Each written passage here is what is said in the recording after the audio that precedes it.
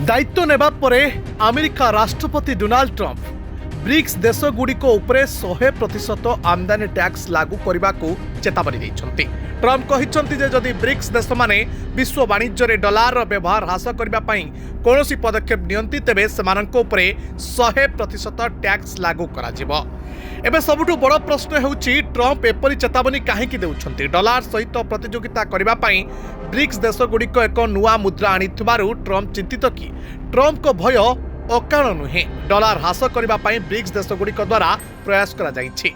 China Russia और भारत पर्यंत ए क्षेत्र में अनेक प्रयास करा जाइछि। तबे आसंतु आमे आपनकु कहिबु ट्रंपकर प्रकृत भय कौन। विश्वर विभिन्न देश प्रकृत में अमेरिका डॉलर एवं अमेरिका नेतृत्वाधीन विश्व आर्थिक व्यवस्था पर निर्भरशीलता ह्रास करने को चाहते। आंतर्जातिक आर्थिक कारबार पर गुरुत्वपूर्ण society for worldwide interbank financial telecommunication रु अमेरिका और रूसिया को बाद देवा परे ए नूतन विचार करा जाउछि। 2012 मसीह रे ईरान रु स्विफ्ट रु बाद दिया जाइतला, जहां 2015 मसीह रे तेहरान को आलोचना टेबुल को आनिबारे एक भूमिका ग्रहण करुवा पदक्षेप भाव देखा देइथिला। 2018 मसीह ट्रंप प्रशासन ईरान उपरे तैल और आर्थिक कटकड़ा पुनः लागू करबा परे याकु स्विफ्ट रु मध्य बाद करा जाइथिला। जोहान्सबर्ग रे 2023 ब्रिक्स सम्मेलन रे ब्राजिल राष्ट्रपति एक नूतन मुद्रा आमर पेमेंट विकल्प गुड़ी को विस्तार करिबो एवं समानकर दुर्बलता एवं असुविधा ह्रास करिबो बोली कहिथिले। तापरे अक्टोबर 2024 रे काजान ब्रिक्स सम्मेलन रे राष्ट्रपति व्लादिमीर पुतिन कहिथिले जे डॉलर को एक अस्त्र भाव में व्यवहार करा जाउछि। भारत मध्य डॉलर उपरे निर्भरशीलता ह्रास करबा को चाहुछि कि?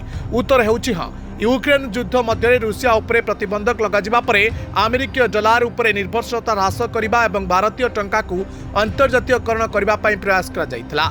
एथिपई भारतीय रिजर्व बैंक 2022 रे भारतीय टंका अंतर्जातीय वाणिज्य पई इनवॉइस एवं पेमेंट को अनुमति दिया जाइतला।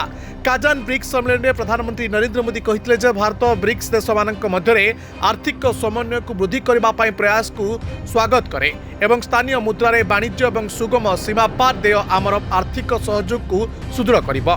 नवेम्बर 2024 रे वैदेशिक मंत्री एस जयशंकर मुंबई रे एक भारत रूस बैठक रे कहितले जे वर्तमान परिस्थिति रे जातीय मुद्रा रे वाणिज्यर पारस्परिक समाधान अत्यंत गुरुत्वपूर्ण। Report Dinalipi live. Dinalipi live को एबे ही लाइक शेयर सब्सक्राइब करंतु।